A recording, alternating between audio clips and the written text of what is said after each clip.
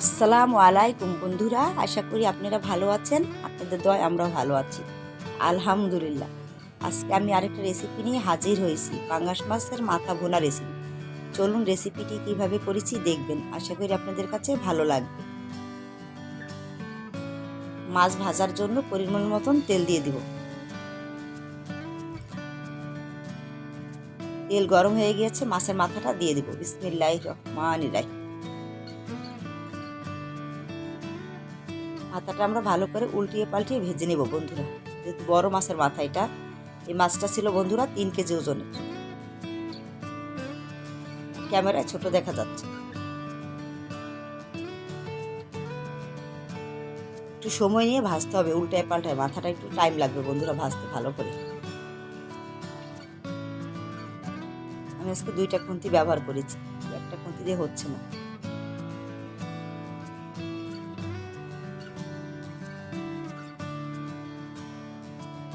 যেহেতু ভুনা করবো বন্ধুরা, ভাজাটা কড়া করেই ভাজতে হবে ভালো করে। ভাজা কমপ্লিট, এখন আমি উঠিয়ে নিচ্ছি।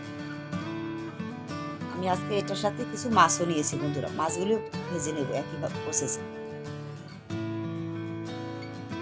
শুধু মাথা ভুনা করলে তার খাওয়া যায় না, একটু মাছও নিতে হয়, বাচ্চারা আছে।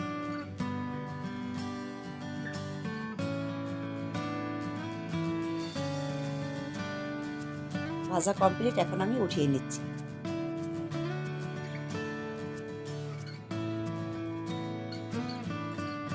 এই তেলের মধ্যে আমি কিছু গরম মশলা দিয়ে দেবো। গরম মশলার মধ্যে আছে এলাচি, দারচিনি, লবঙ্গ, তেজপাতা, গোলমরিচ।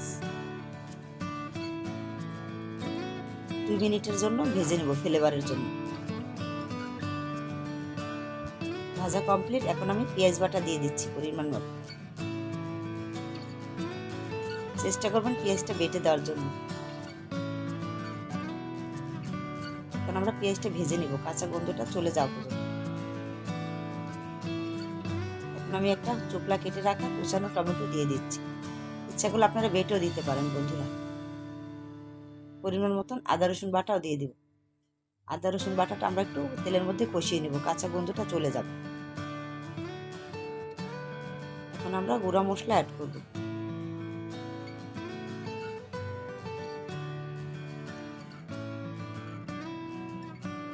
হলুদ গুঁড়া, মরিচ গুঁড়া, জিরার গুঁড়া, ধনিয়ার গুঁড়া, লবণ পরিমাণ মতন বন্ধুরা। এখন আমরা মশলাটা ভালো করে কষিয়ে নেব। 1 চামচ চিনি দিয়ে দিলাম বন্ধুরা, জাস্ট টেস্টের জন্য। এটা অপশনাল, আপনারা না চাইলে নাও দিতে পারেন। মশলাটা ভালো করে কষিয়ে নেব। এখন আমি 2 চামচ টক দই দিয়ে দেবো। এই পর্যায়ে চুলার জালটা লো করে রাখতে হবে। এখন আমরা ভালো করে টক দইটা কষিয়ে নেব তেল ওঠা পর্যন্ত।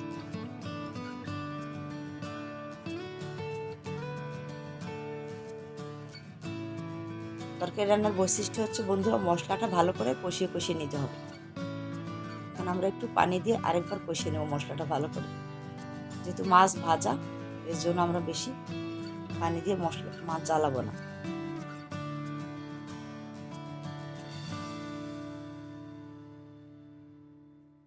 তেল ওঠা পর্যন্ত আমরা অপেক্ষা করব।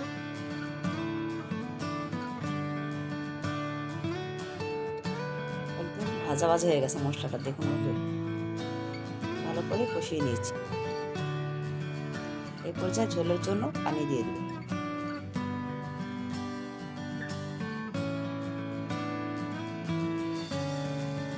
আমরা অপেক্ষা করব ঝোলটা ফোটা পর্যন্ত।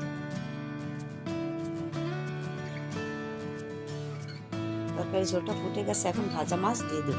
বিসমিল্লাহির রহমানির রহিম।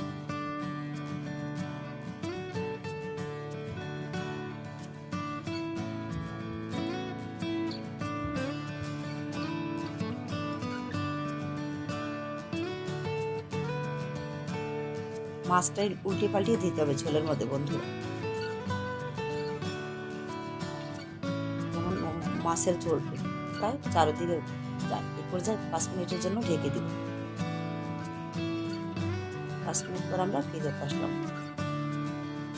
দেখুন কি সুন্দর কালার হয়েছে বন্ধুরা, একদম ন্যাচারাল কালার। ওই যে একটু হালকা হাতে নাড়াচাড়া দিয়ে দেবো, যেহেতু মশলা আছে তো নিচে লেগে না যায়। এরপর যে 1 চামচ টাল আর জিরার গুঁড়া দিয়ে দেবো ফ্লেভারের জন্য। মাছের ঝোলে মাংসতে জিরার গুঁড়া দিলে ভালো লাগে খেতে বন্ধু। এ পর্যায়ে লুচনি দিয়ে একটু আমরা ঘুরিয়ে ঘুরিয়ে দিই।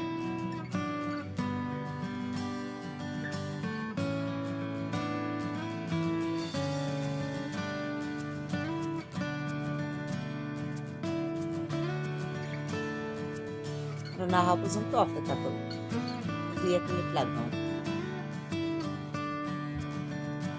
আজকের মতন পাঙ্গাস মাছের মাথা রান্না কমপ্লিট। আমি নামিয়ে পরিবেশন করে দেখাবো।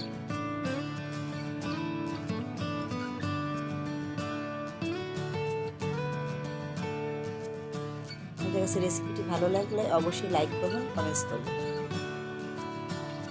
বিসমিল্লাহির রহমানির রহিম। রেসিপিটা যদি ভালো লেগে থাকে বন্ধুরা অবশ্যই সবার সাথে শেয়ার করুন। Thank you for watching. আজকের মতন আমি এখানেই বিদায় নিচ্ছি। আশা করি আপনারা সবাই ভালো থাকবেন। আল্লাহ হাফেজ।